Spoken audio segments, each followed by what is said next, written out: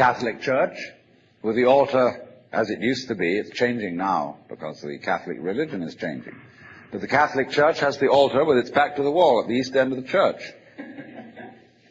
And there, the altar is the throne, and the priest is the chief vizier of the court, and he is making obeisance to the throne in front, but there is the throne of God, the altar. And all the people are facing it and kneeling down. And a great Catholic cathedral is called a basilica, from the Greek basileus, which means king. So a basilica is the house of a king. And the ritual of the Catholic Church is based on the court rituals of Byzantium. A Protestant church is a little different, but basically the same.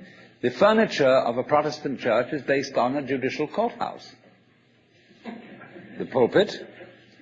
The judge in an American court wears a black robe. He wears exactly the same dress as a Protestant minister. And everybody sits in these boxes. Like there's a jury box, there's a box for the judge, there's a box for this, a box for that. And those are the pews in an ordinary kind of colonial-type Protestant church.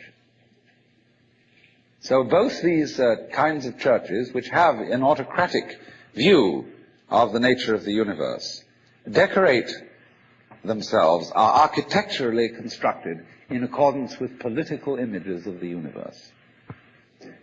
One is the king and the other is the judge, Your Honor. There's sense in this. When in court you have to refer to the judge as Your Honor, it stops the people engaged in litigation from losing their tempers and getting rude. There's a certain sense to that. But when you want to apply that image to the universe itself, to the very nature, for one thing, the idea of a difference between matter and spirit. This idea doesn't work anymore. Long, long ago, physicists stopped asking the question, what is matter? They began that way. They wanted to know, what is the fundamental substance of the world? And the more they asked that question, the more they realized they couldn't answer it. Because if you're going to say what matter is, you've got to describe it in terms of behavior. And that is to say, in terms of form, in terms of pattern. You tell what it does. You describe the smallest shapes of it that you can see. Atoms, electrons, protons, mesons, all sorts of subnuclear particles. But you never arrive at the basic stuff. Because there isn't any. What happens is this. Stuff is a word for the world as it looks when our eyes are out of focus. Fuzzy. Stuff, the idea of stuff is that it's undifferentiated, it's some kind of a goo. And when your eyes are not in sharp focus, everything looks fuzzy. When you get your eyes into focus, you see a form, you see a pattern. And so all that we can talk about is patterns. So the picture of the world in the most sophisticated physics of today is not formed stuff, potted clay, but pattern. A self-moving, self-designing pattern, a dance. And we haven't yet, our common sense as individuals hasn't yet caught up with this. Well now, in the course of time, in the evolution of Western thought, the ceramic image of the world ran into trouble and changed into what I call the fully automatic model or image of the world. In other words, Western science was based on the idea that there are laws of nature.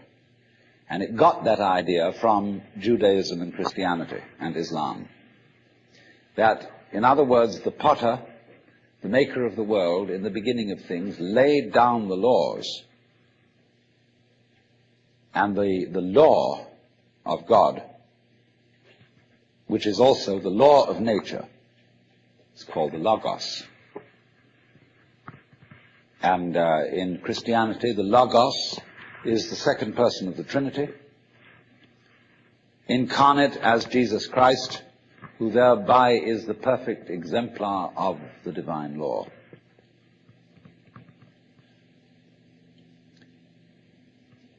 So we have tended to think of all natural phenomena as responding to laws, as if, in other words, the laws of the world were like the rails on which a streetcar or a tram or a train runs, and these things exist in a certain way, and all events respond to these laws. You know that limerick, there was a young man who said, "Damn, for it certainly seems that I am a creature that moves in determinate grooves. I'm not even a bus, I'm a tram." So, here's this idea that there's a kind of a plan, and everything responds and obeys that plan. Well, in the 18th century, Western intellectuals began to suspect this idea. And what they suspected is whether there is a lawmaker, whether there is an architect of the universe. And they found out, or they reasoned, that you don't have to suppose that there is. Why? Because the hypothesis of God does not help us to make any predictions.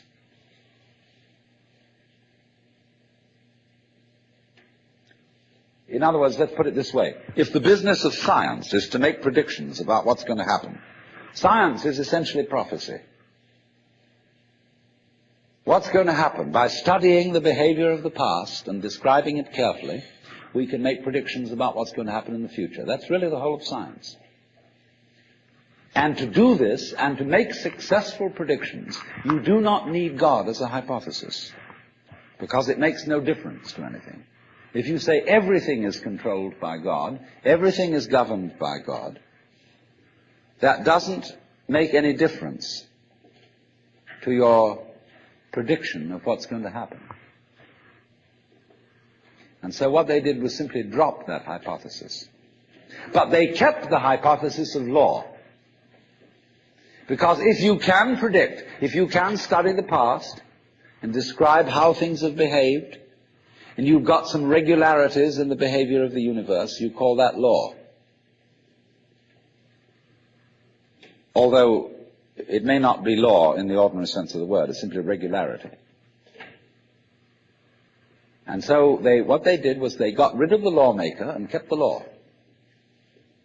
And so they conceived the universe in terms of a mechanism.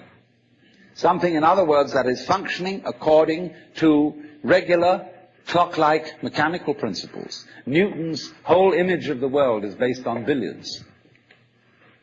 The atoms are billiard balls, and they bang each other around. And so your behavior, every individual, therefore, is defined as a very, very complex arrangement of billiard balls, being banged around by everything else. And so behind the fully automatic model of the universe is the notion that reality itself is, to use the favorite term of 19th century scientists, blind energy. In, say, the metaphysics of Ernst Haeckel and T.H. Huxley, the world is basically nothing but blind, unintelligent force. And likewise, in parallel to this, in the philosophy of Freud, the basic psychological energy is libido, which is blind lust.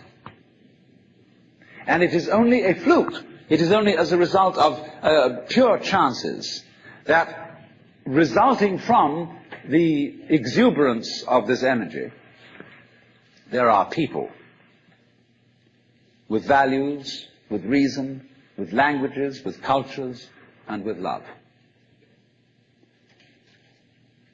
Just a fluke.